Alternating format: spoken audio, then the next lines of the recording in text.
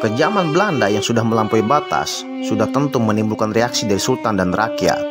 Namun Sultan tak dapat berbuat apa-apa dikarenakan Kesultanan Bima sudah terikat kepada pemerintahan kolonial Belanda. Berbanding terbalik dengan Sultan, rakyat memilih menyalurkan kebenciannya dengan cara tersendiri, yaitu melawan Belanda secara terang-terangan melalui perang terbuka.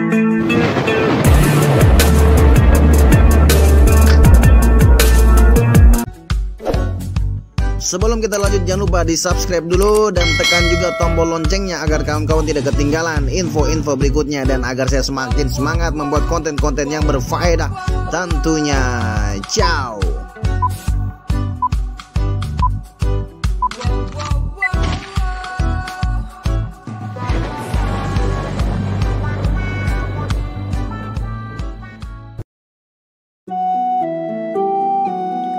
Sultan Ibrahim adalah adik dari Sultan Abdul Aziz yang menggantikan kakaknya yang meninggal di usia muda. Sultan Ibrahim dilantik pada tahun 1881 Masehi. Di saat Ibrahim dilantik menjadi Sultan Bima yang ke-12, masyarakat sedang dilanda rasa gelisah karena Belanda mengangkat rumah bicara yang bukan dari keturunan Mawa Abil Mana. Ditambah pula kematian Sultan Abdul Aziz yang sangat misterius. Pada tahun 1886, Belanda ingin memperkuat kembali tuntutannya seperti yang tertuang dalam perjanjian tahun 1864 yang sudah dilanggar oleh Kesultanan Bima. Melalui perjanjian tahun 1886, Belanda mau memaksa Sultan Ibrahim untuk menyerahkan daerah-daerah taklukan Kesultanan Bima.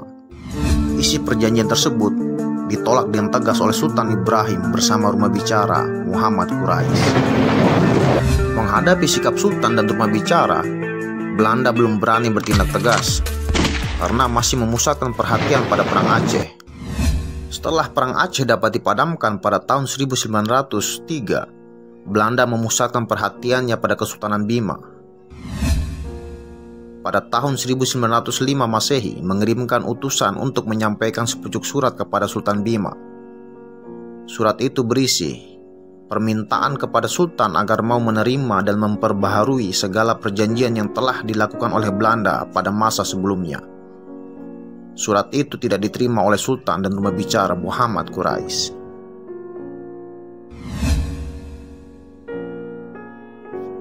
Pada tahun 1906 Masehi, Sultan dipaksa lagi untuk menandatangani kontrak politik panjang, dan Sultan dipaksa ke Batavia untuk menandatangani kontrak tersebut.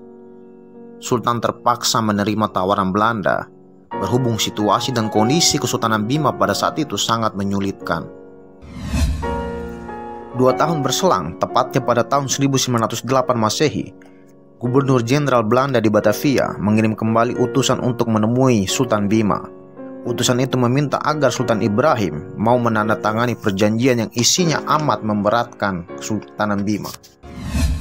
Adapun isi perjanjian itu adalah: 1. Mulai saat itu Kesultanan Bima harus mengakui kedaulatan Belanda dan harus mengibarkan bendera Belanda baik di darat maupun di laut. 2.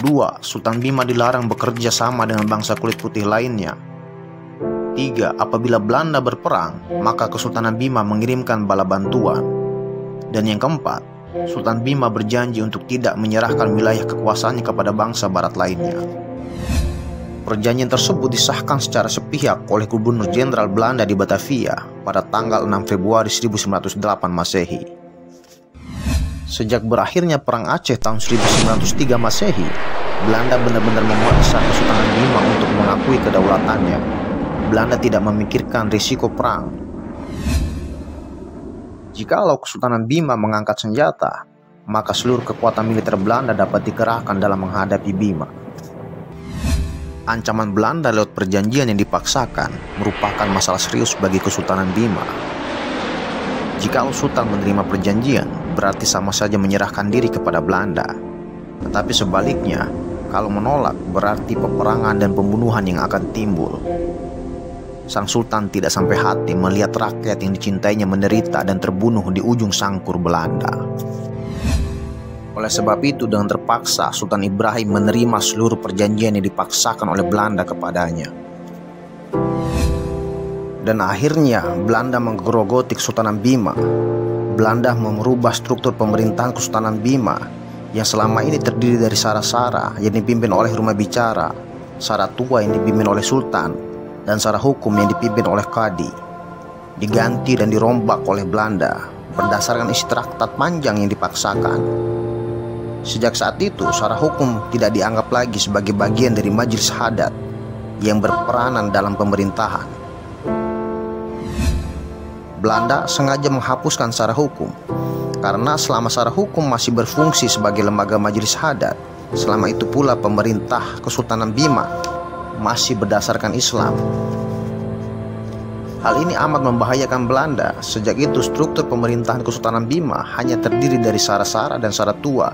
Dengan demikian Islam tidak lagi berperanan secara langsung dalam pemerintahan Kesultanan Bima. Dan Belanda pun semakin menjadi-jadi. Mereka memungut pajak dan merampas harta benda rakyat secara sadis, tanpa mengindahkan norma moral sebagai manusia yang beradab. Belanda memungut pajak dengan menyalahgunakan hukum adat binti tanpa menghiraukan kondisi ekonomi rakyat.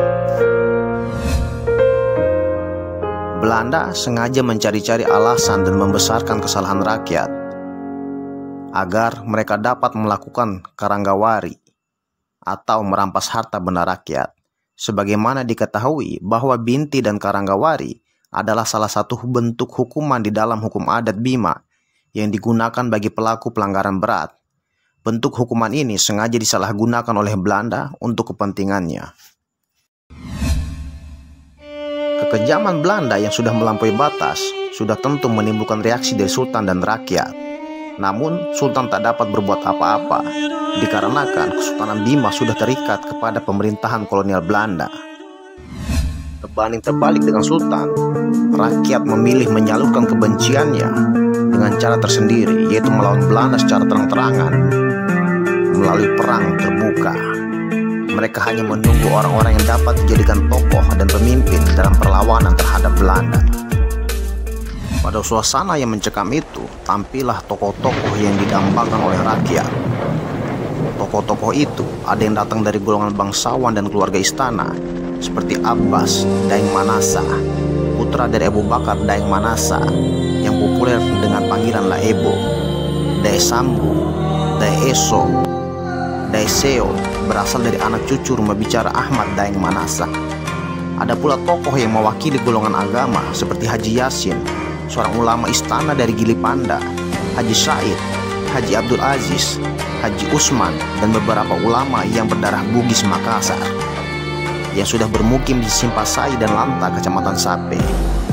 Di samping itu tampil pula tokoh rakyat seperti Salasa Ompu Kapa, Gelarang Ngali, Ompu Hedo, Ompu Jungge, Ompu Kaharo, ketiganya dari Rasanggaro, dan tak luput juga para kesatria dari Donggokala, yaitu Ompun Tehi, Mkanti, Waincahu, serta Ompu Sela.